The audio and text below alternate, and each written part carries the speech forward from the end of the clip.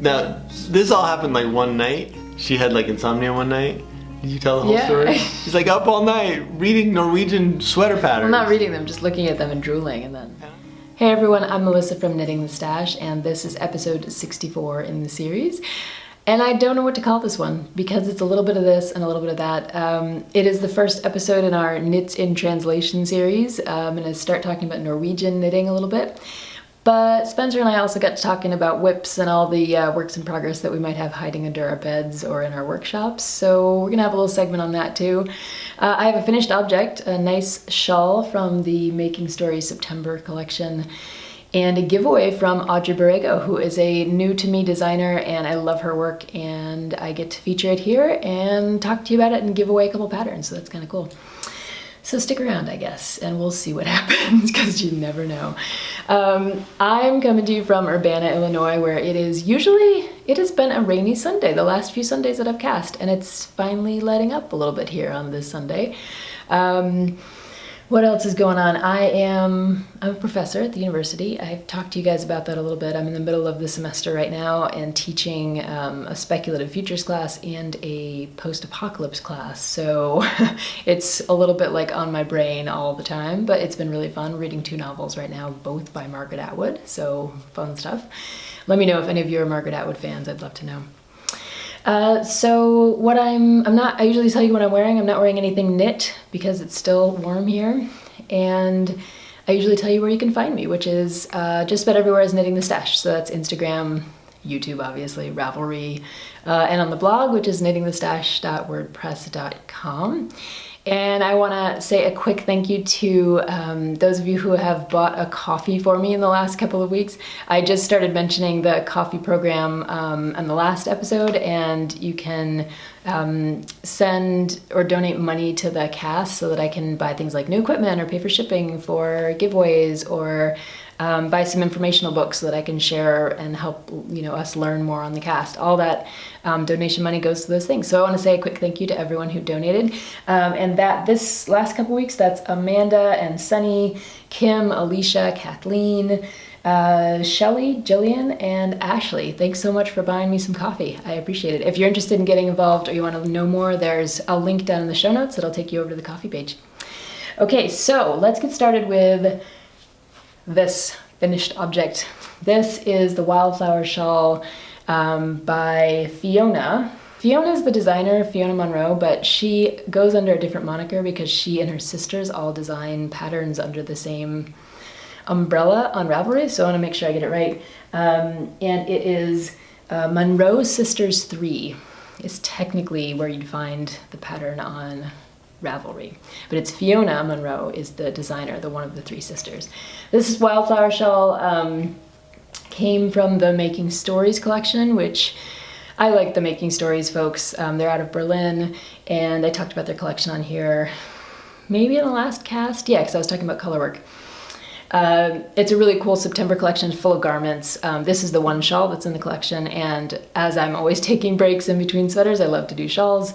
And this is was perfect for me because it's mostly garter stitch, and so I could just work on it at soccer games and when I was traveling and anything like that. So let's look at this guy. It is a triangular shawl, and someone called it a kind of poncho style shawl, which I could see because it doesn't quite work as it's not quite like your average triangular shawl in that it's not super skinny on one end and then gets super big. It really does kind of like increase like a big triangle. So you could wear it like a normal triangular shawl, kind of like this. But I'd often see people kind of just wearing it either around the front, just like this, or around their shoulders, kind of around the back, like this, as a kind of warming, kind of a scarfy kind of thing. So I've heard it called that. I'd be curious to know if the rest of you call this kind of triangular shawl a poncho shawl. So you start on one end, you start on this little end over here. And I know that because the 2 colors I chose, I know I started with my green, and my green is some beautiful hand spun. And it is, here's the other skein of my hand spun. Let's see if it'll pop up here in the light. It's hard to see this color. It's a beautiful kind of tealy green. And this was from some botany lap waste that I got from the World of Wool, and I've talked about their lap waste before. It's basically the waste that comes off the machines, because they do all kinds of custom blends at the World of Wool. And so when they need to clean off the machines, they kind of pull off whatever's left. And you can order, like, you can basically order it by the pound, this waste wool. And it's in roving form or bats, kind of, but it's not perfectly prepared. You have to kind of do a little work. And I have a video up about techniques for working with lap waste or mill-end wool. So I spun this up, and it's a 2-ply. I think I spun it up a few years back, 2016. And I've been kind of looking for the project to use it for, because it's so soft. It's a merino of some kind, merino blend of some kind, really soft. And I did a 2-ply with it, and I thought, well, what am I gonna do with it? And then this shawl came into my life, and I thought, that's perfect. So because it's a 2-color shawl, it is a nice contrast color, the light and a dark. And I was thinking a lot about the Making Stories, kind of like their mission. And their mission is all about like sustainability and working with wool from local producers and things like that. So I thought, well, it's kind of perfect. It's a perfect shawl to use my hand spun on. So this is what it looks like all knit up. You can see the color actually a little bit better here. So it's all garter stitch, and you're doing your increases over here, where you can see them. Where are my increases? Sometimes it's hard to tell because they're invisible little increases. But yeah, they're there. Okay, so there are your increases. And then you get to this kind of colorwork section in the middle.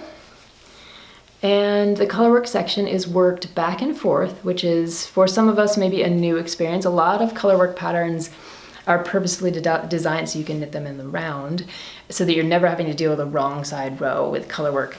Because wrong side rows, you're dealing with floats, and here's what the back looks like. And I actually think my floats came out pretty well, considering that I was working back and forth on a right side and a wrong side doing colorwork. I was also really pleasantly surprised that once I started kind of trying to intuit how to do the floats, I got a pretty good sense that my hands knew what to do, and even on the wrong side rows, they knew how to catch them and kind of make them work. So the floats came out pretty well, I think, on the back. My one regret about this shawl, and one thing I was looking into and trying to figure out, is that, and I'd love to know if anybody knows, are there ways to do two-sided, like right side, wrong side color work so that this back side is hidden? I thought of double knitting. I thought you could probably figure out a way to double knit this. I know brioche kind of works that way so that the wrong side is fairly beautiful, even if you're, wrong side, right side. But I'm trying to think, is there a way? I looked all over YouTube. I looked in my books. I was just like, how do you do color work on the wrong side so that it doesn't have floats? Because I'm thinking, like, this is a shawl, and I want to be able to kind of just throw it on and wear it. And I do think the wrong side, I think wrong sides are beautiful, because if you do good work, it looks just as good on the wrong side as the right side. But there's something about, this, that it would be nice if it were all reversible and whatnot. I don't know. Anybody knows? I'd love to hear. So the light color is a kind of farm to skein yarn that I got from Fancy Tiger Crafts, and it is June grass, I think. Yeah, I brought the tag up. So this is June grass, batch 2, and it's from, come on camera, it's from Fancy Tiger Crafts, and it's Colorado Gray Lincoln Long Wool, Colorado Merino Rambouillet, Colorado Dark Brown CVM, all blended together, 50, 45, and 5, and it's 300 yards for every 100 grams. It's like a DK weight, similar to my hand spun actually. And it's a beautiful yarn. It's a little bit toothy, as Sarah of Fiber Trek would say. It's got a little bit more of a little less kind of like perfect merino softness to it, but I kind of like that in a wool. It's really nice and reassuring for whatever reason. And this merino has a nice kind of contrast because it is so soft and squishy. So between the two, I think it produced a really pretty contrast, a lot of high contrast for the color work. And I'm pretty happy with it. And there was one little cold afternoon last week, and I kind of grabbed this and put it on my shoulders while I was working at the computer, and it was pretty much like a nice big woolly hug. So I was pretty happy with that. So this is the Wildflower Shawl by the Monroe Sisters 3, Fiona of the Monroe Sisters 3. And I will throw it up here so that you can see it. Poncho style shawl. Curious to know what you guys think about that. Beautiful, beautiful result, I think. And the Making Stories September collection is really pretty cool. So if you want to check it out on Ravelry, all the patterns are up there so that you can look and see what you like. Mostly sweaters, pair of socks, and a shawl. And pretty cool construction going on there. Some really interesting design elements. All right, so shall we do a little Norwegian translation? I think so. As promised on the last cast, we're gonna be kind of moving on to a new year, new theme kind of a thing. Last year, we did a whole thing on rare and hard to find books, and I was trying to get my hands on them any way I could. I was borrowing them, I was buying them at sales and trying to read them and show them to you so that you could decide if they were something you wanted to pursue. So then I started thinking like, what's the next year? What am I interested in doing for a year? And I decided that it's gonna be knits in translation. And I say knits in translation because I think it's important to recognize that for me, English is a native language, and so my translations will be from other languages into English. But there are plenty of people out there, viewers, hi, who for whom English is not a first language, and they're working in a platform like Ravelry where there are plenty of multi-language patterns, but often English is the default. And I want to recognize that that's not always a perfectly fair system, and that it's important to recognize that for a lot of knitters, English, translating things into English or reading patterns in English is reading in another language. So this is Knits in Translation, and it's going to be a year-long theme. I'm going to start out by doing some Norwegian knitting, and we have a Ravelry thread up, and we're going to have a cow, so you can knit along with me. Whatever translation that you're working on, whatever knits in translation you're working on, you can join the cow and chatter with each other about it, and hopefully we can share knowledge. I've already had a few wonderful folks volunteer to help with Norwegian stuff, and I've learned so much from them. So it's a great moment of cultural exchange. It's a great moment to talk about different languages and the ways that we conceptualize knitting in different traditions. So I think it's going to be really fun.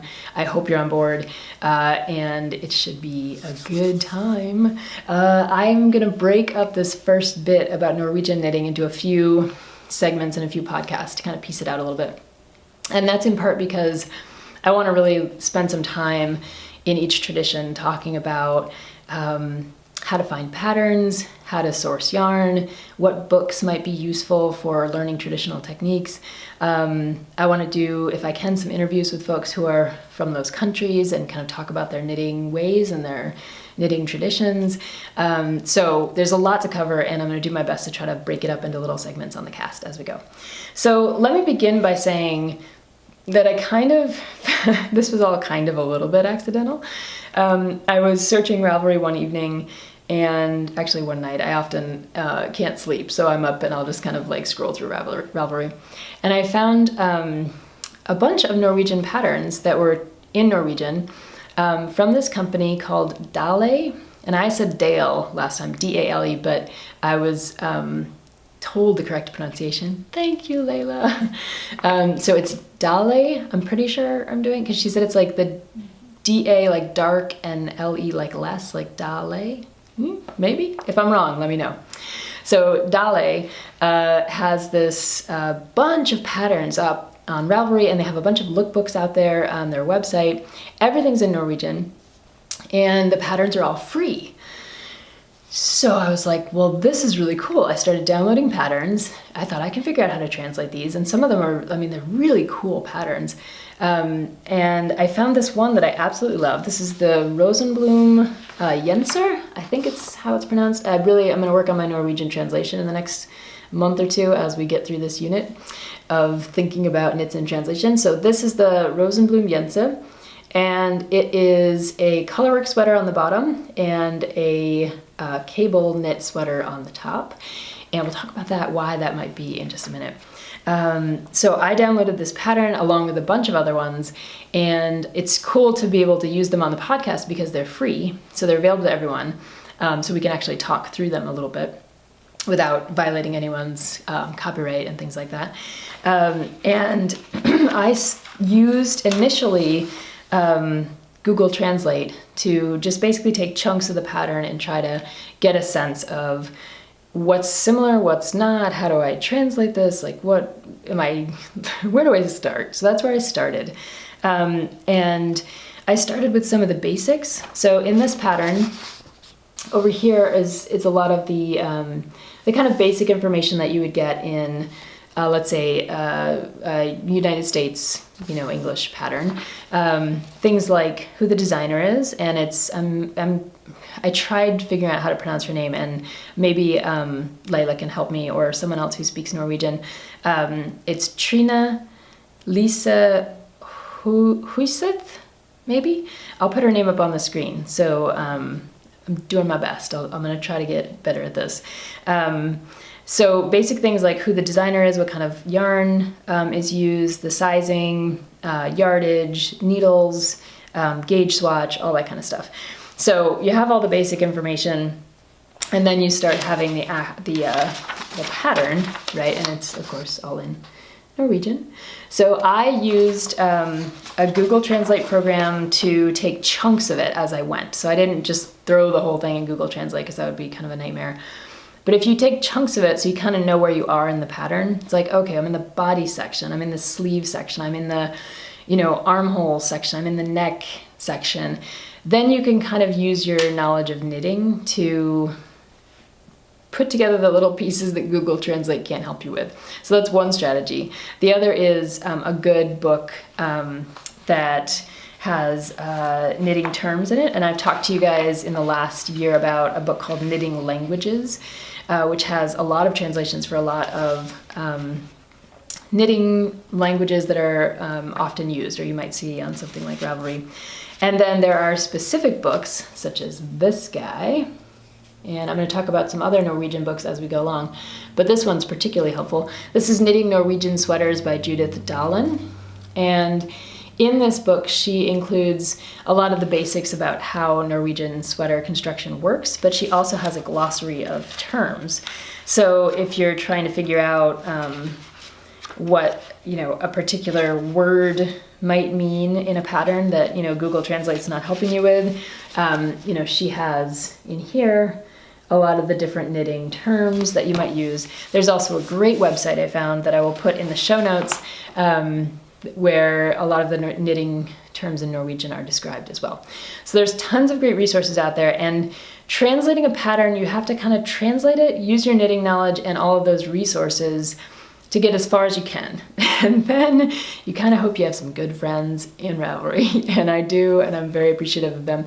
So both Misa Jensen, who's Danish, and Lila came to me over the wire and said, I'd be happy to help if you have some questions. So Layla and I actually got to talking, and I sent her a couple of bits of the pattern that were unclear to me because of the way that they're actually constructed and structured, like how they're talking about the knitting and the decreases.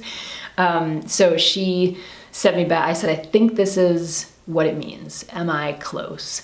And she's like, yeah, you got it. It's like decreasing every third row, then every second row, then every first row. But in the pattern, it wasn't quite that clear. So I was glad to have that kind of confirmation.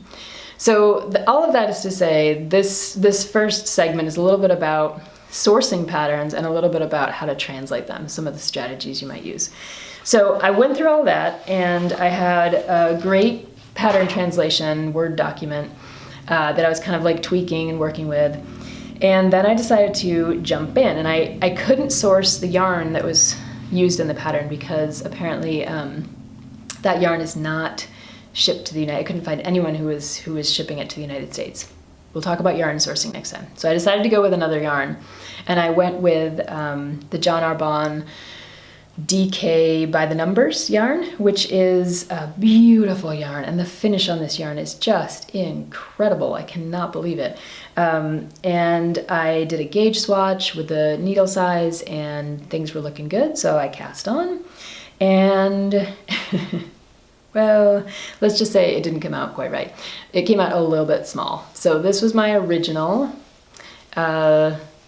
Rosenblum Yensa, and it's a little bit small. It ended up being a 30, I was going for, believe it or not, I was going for like a 36-37 for various reasons, partially because of the color repeat and the inability to do a half a repeat, so there were only certain kind of inch sizes that would work out. So I was going for a 36 or a 37, and I ended up with a 32.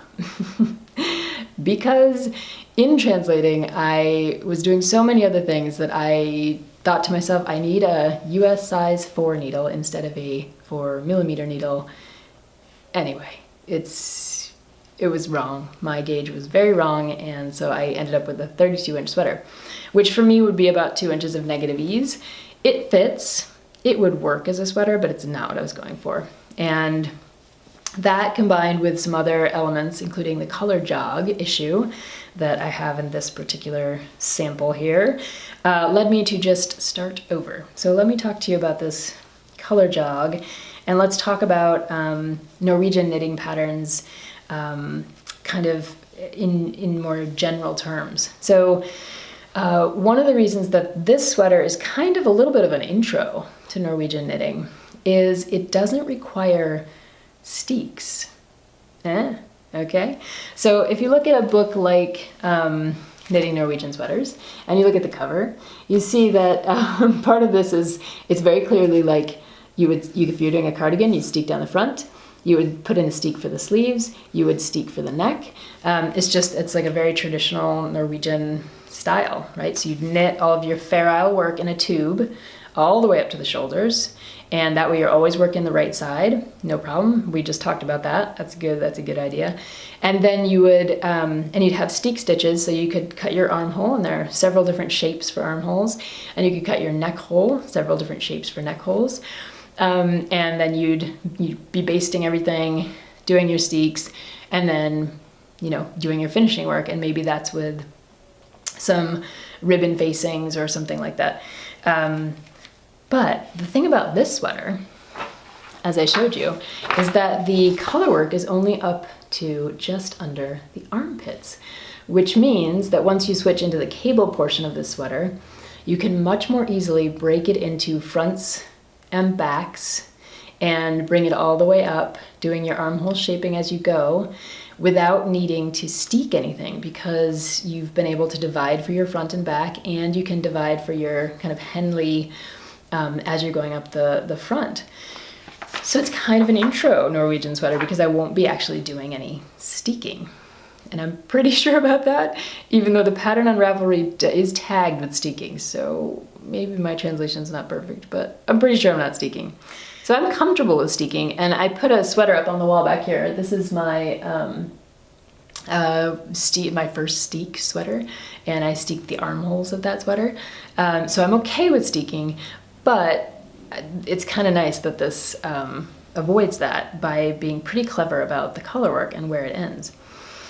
Okay, so gauge was one reason that I reknit this, but the other reason is the color jog. And if you look at this portion of the sweater here, which is the beginning of my round, let's see if I can hold it up so you can see, you'll notice something about that pattern. It's just a little bit off, right? You can see right in this column, it doesn't look like these columns. It's not perfect. Everything's just a little, right? Set off just a little bit. And that's partially because when I translated the pattern and was working on the gauge swatch and how to make this a size that was in between sizes, I was also working on the chart and trying to adjust the chart. And as I said, this is a free pattern. It's available for everybody, so that's why I feel okay showing this to you guys. So this is the chart. And as in traditional Norwegian patterns, there are different starting points depending on your size. Now, I wasn't going with one of the regular sizes, I was going in between a size. So I was like, well, it took me a while to figure out exactly how the pattern repeated, how many times, all that kind of good stuff. And I thought, okay, well, I'll start in the middle here for this right size and just go through and do the repeat. Well, what that did is if you start in the middle of this diamond and go to the middle of this diamond, for the most part, you're fine. because you're just doing repeats, repeats, repeats. But when you get to the end of your round, right, knitting kind of spirals, right? And this is the deal with color work. It's called the color work jog. And if you're doing stripes or something like that, there are a few different ways to deal with it. But if you're doing a more complex kind of pattern like this, there are still ways to deal with it, but it's not always a perfect solution that I found. And I'd love to know all of your color work jog solutions. Please let me know them here in the comments. Like, let me know over on the Ravelry thread. I need to know your color work jog secrets, please. So for me, what ended up happening is, as I showed you, this jog happened. And what that meant is that the pattern was just off a little bit. And I thought to myself, you know, that is gonna bug me forever because of the way that it looks. And here it is again. There's that jog. One stitch is just sitting a little higher than the other one, and that makes the whole color pattern off. So when I reknit it, I decided to switch from, instead of starting in the middle of the diamond, I went for the white space. So I started and ended in this white space here. So by starting and ending in this white space, I was basically able to disguise the jog as I went in the new version. So let me show you. So here's the new version, reknit. And this one's turning out to be just about the right size, or what I was going for. So we'll see, but it's the side seam number 1. Here's my opener. And so this is the same part of the sweater I was showing you before, but the jog is hidden in that white space.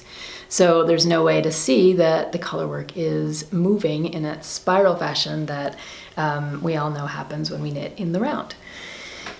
Ta-da! I felt pretty empowered by that. So that is my Rosenblum Yenser, and I will keep you up to date on it. The next time we meet, I will have knit some more, and I'll have some other books that I've been waiting for in the post to talk to you about Norwegian sweater construction. So we'll get into some more of the details of what's going on there. But for now, I've started over, I've frogged it, and I feel pretty satisfied with the way that the pattern is going. So cross your fingers for me. And very thankful to Lila for all of her help. And she and I are gonna actually do a little interview, I think, over on the blog. So that'll be the next kind of fun thing to do. All right, how about we switch over to a little segment with Spencer about works in progress hiding under the bed. And when we come back, we'll do the giveaway from Audrey Borrego. So Spencer's on here to talk about works in progress, what we call whips. Or the lack of progress. I kind of wanted to call this segment like whips of shame, because I think like that sounds like something else. My friend at work though always has this list of stuff she's supposed to do, and she if she doesn't get to it becomes her list of shame. So I was thinking whips of shame. All right, it's pretty clever. Okay. I like it. Anyway. I can relate to that. Like the unfinished project, you kind of feel ashamed about it. But we don't want people to feel ashamed about their whips, because maybe you don't. Maybe we all feel a little bit of something about our whips. Plus people are always asking you have you finished the prison bus? All right, you have a big old whip. You're kind of, it's almost done. It's real close. You do get a lot of comments like that. Yeah. Well, let me show you my whip box. Whip box. Whether it's a whip box of shame or not. Oh my god. That's not helpful. Remember, it's a supportive environment. I was told I had to pick it up. Okay. I didn't realize it was I just want you guys to know. Whoa. So that's all your works in progress? Is that all of them? It's not even all of them. It is all of them, but the thing is, some of them aren't even works in progress. They're just I pulled this yarn out because I was I'm gonna make a dog sweater. So here's the yarn for the dog sweater. Okay. But nothing happened. So that's more in the queue. Okay, and then I pulled this yarn out to do some color work. Nothing ever happened. Is your entrelac scarf in here? No, Debbie finished that, thank goodness. It's good to have Debbie. This was my brioche practice thing. Okay. So it's not even in progress. See, the box is getting better, well, that was a experimental blanket square. Because that's a work in progress. Let's keep going. This is great. I want to see another one. This is, again, pattern and yarn, but nothing happened. It's not like in progress in any kind of way. But a few of these are in bags, which means like there's some stuff in there. Okay, that's a work in progress. That is so sad. That is my sock. This is a sock. 2 socks. But I finished one and I messed up the other one. So, okay, that's one work in progress. Okay, we got one so far. All right, so do you have a term for when they're just dead? Like you're not going to go back and operate? This is a swatch. That is not a work in progress. This is some socks that are not in progress. Like, you would never do that. You wouldn't even use that yarn anymore, I don't think. So really, there's like probably 3 works in progress in here. There's the socks. There's the blanket. Okay, there's that linen stitch thing, which I just want to burn. This looks kind of cool. It's beautiful, but I just want to burn it because I don't like. Why don't you do a thing on your podcast where you give these to people and they can... Well, that's what Debbie and I did. So Debbie finished my one, and then you finished one for her? Finished Should I take this back? Take that back. It's a little lighter. But here we're here to talk about... how we feel about our works in progress. You feel pretty bad. I try not to like. I'm a pretty monogamous knitter, so I tend to just work on one thing. Is it really called that? Yeah. Monogamous knitting. Yeah. What if you're like a random hookup knitter? Like, do they have we have random hookup knitters, right? You're just like cast on after cast on after cast on. You just kind of like you follow the latest thing, right? Is that where? You normally stick with one thing at a time till it's done. But that's just because my short-term memory is kind of shot. So I really, if I walk away from something and try to go back to it, God, that's what happened to the sock. I went back to it and I started the decreases in a real like the most bizarre place. Just I don't know why. I just. So you'd say like 90% of that box you're not gonna finish. No. Well, I'm not even gonna start. All the stuff that was stuff that was like not a work in progress then. Right, exactly. But I lost it in Marshall. It shouldn't even be in the box. Okay. What about you? I have stuff like that. I have things like speaking of Debbie, our friend Debbie. Our friend Debbie, has this idea of like a death garden, where you label all your plants so that when you die, people know what your plants are. It's a little morbid, and I don't know if she called it that, but I was teasing her about it. So anyway, I was making these little markers, and I made one. I made like a prototype, welded it up. She liked it, and then I just haven't finished them all. So that's like a work in progress, It's kind of weird though to think of a death garden as a work in progress. Like life is a work in progress. Yeah. So, but that's like, to me, like that's like the quintessential work in progress. I'm working on it. It's in progress. Okay, it's happening. It's been a week. I have, it's busy this week. Maybe next weekend. Maybe this afternoon I'll do a few more. Yeah. Okay, that makes sense. Then there are the things like the prison bus. Prison bus. Oh, the prison bus is the same as that. But the prison bus is just about done. It just needs to be painted. It needs paint and a little bit of caulk and some drawers and a little engine work. You got the issue with the antifreeze vapor lock, I think it's called. So anyway, okay, but then I have a few like yours. Like I have that. I was making those sawhorses out of pallets, and I thought it was this brilliant idea, and I think it was really stupid. So in the end, you just are kind of, they're like abandoned. But it's sitting there. But they need to be. It kind of needs to be like fully frogged or like. Burnt. In that case, it's hard to admit to yourself that it's time to be abandoned, though. That it's like you're done. It didn't work. I think once you do it on a podcast, it's pretty much done. Really? Yeah, like if you say it's done, it's done. Like if I said I'm not going to finish the bus, I'm just going to give it away. All right, so another issue I thought might be interesting for y'all knitter types, fiber folk, whatever you call yourselves. We have many names. Is to is to kind of ruminate a little bit about how many works in progress you can have and actually make any progress. So you're talking about being like being actively working on? Yeah, like, because I know that, sometimes I'm working on 2 or 3 things and that really works. Like it's pretty productive to work on 2 or 3 things. But at some point, if there's too many, especially too many big projects, like the new dump truck, for instance, I got this new dump truck and then I got the prison bus, and those might be too big to be compatible works in progress. Right. I think of that. I think of it that way too. Like if I'm working, I can't really work on 2 sweaters at once because it just, unless one of them is just like in the garter stitch realm, like it's like I'm just garter stitching the body or the sleeve or whatever. Yeah. But otherwise, it just feels they're like competing for my attention, and then both of them get done in a lot longer. But you always have one of these scarf dealios. Like this guy. What do you call them? Shawls. She always has a shawl going on, and then a sweater, like something like that, so that she can just kind of like mindlessly knit and talk or whatever's going on. Like, like a simple thing, and then some people have socks. Then the more intense like sweater thing going on. Yeah, and it's if it's a simple sweater, it's fine. If it's just like stockinette, but like color work, cables, any of that kind of stuff where I'm following a pattern and I have to kind of keep track of where I am.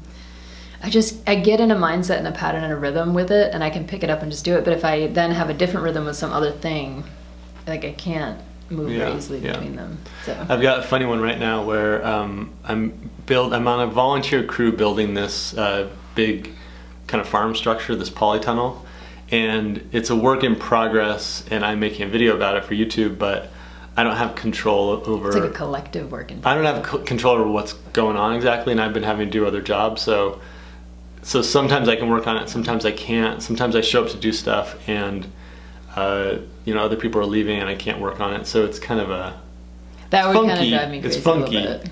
It's different, but it's cool just to be part of it.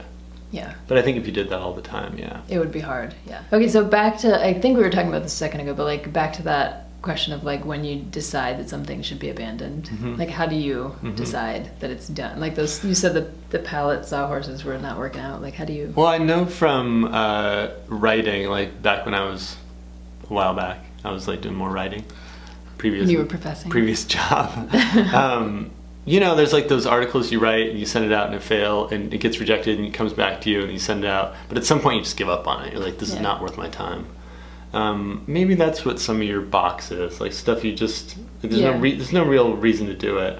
And it's cool. Or I started it to learn something and then I learned it and I was just kind of like, well, I don't actually need the object, And that label of being like a quitter can kind of screw with you a little bit. Yeah, but I hate that. I don't think that's cool. Yeah, it's better just not to even think. But so that's partially because I think of myself as a process knitter. So like I enjoy the process of knitting as opposed to like I don't knit for the final product. I don't like, oh my god, I want that thing. I need to have that object. I knit because I'm trying to learn something along the way. And usually are you fine giving them away? So I'd rather give it away or like, and if it's not working, I've learned there's no reason if you're not going to use the object in the end. It's like, or even be able to give it away. It's like, so you might as well just start over. Like that's what I did with that Norwegian sweater. But how do you?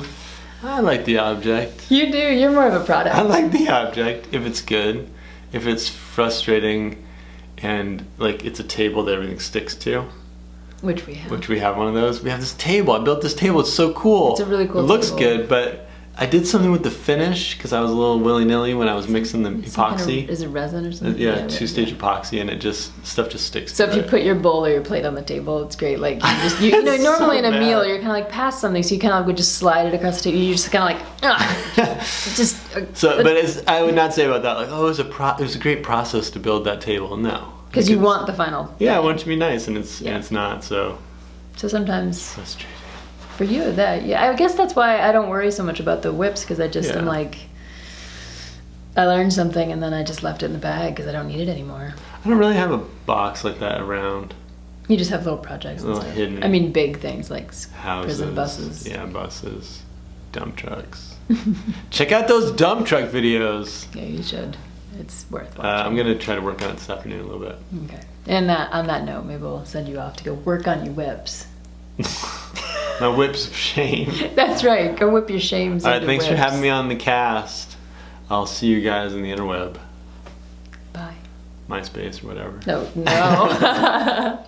So you guys know me pretty well by now, I think, and I love to just strike up conversations with people, whether they're farmers or indie dyers or designers, and I found a wonderful podcast on YouTube a couple weeks ago called Yarn Flakes, and it's a bilingual podcast with Audrey Borrego, who does some of her podcasting in French and some in English, and I found out by watching that she's also a cool designer, so I did an interview with her. I asked her if she'd be willing to answer some questions over email, and she was awesome to oblige.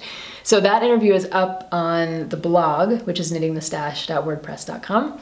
So you can read all about her process and see some of her beautiful designs, and there is a discount code up over there that I'll put on the screen here, which is stash25, and that'll give you a 25% discount code over on any of her patterns up until October 12th, I think is when we set the timer for. But I wanted to talk a little bit about her patterns on the podcast and show you a few of them. because I think they're really just absolutely beautiful. So a couple of them that she showed on, that she talked about in the interview are the Vath mittens. So I'm trying to get them to pop up here. So these are her Vath mittens, which are pretty gorgeous. And I particularly was drawn to a lot of her sweater patterns. So this is Hydromel. And I think she just does some really beautiful things with classic lines and then adding kind of some kind of pop or something that's really interesting. So this is Hydromel, and you can see at the bottom of that one, she has some beautiful color work going on. And one other one I just want to show you is Rust End, which is a kind of simple open-faced cardigan that has some beautiful color work detailing on the cuffs. So there's that one. So I think when I think of like classic designs that I want to wear that, you know, really are flattering and have nice lines and have some kind of like really nice piece of interesting bit to them, I think of these designs by Audrey Borrego. So Audrey has agreed to give away 2 patterns, your choice, whoever wins, to the viewers of this podcast. And so what I would like to have us do is for you guys to leave a comment either here, over on the Ravelry thread, or on the blog, answering the question, what do you look for in a design? Like, what are some of the things that really draw you to a design, whether it's a garment or an accessory? What are you looking to find when you're scrolling around on Ravelry and trying to find something that catches your eye? What are those little design features or elements that make you click the pattern and think to yourself, I might want to actually knit this? If you want to answer that question, I will draw 2 winners for the free patterns, 1 each, in 2 weeks, and that will be our giveaway. So thanks to Audrey for donating those patterns to the podcast, and I will see you guys in a couple of weeks. Happy knitting in the meantime. Take care.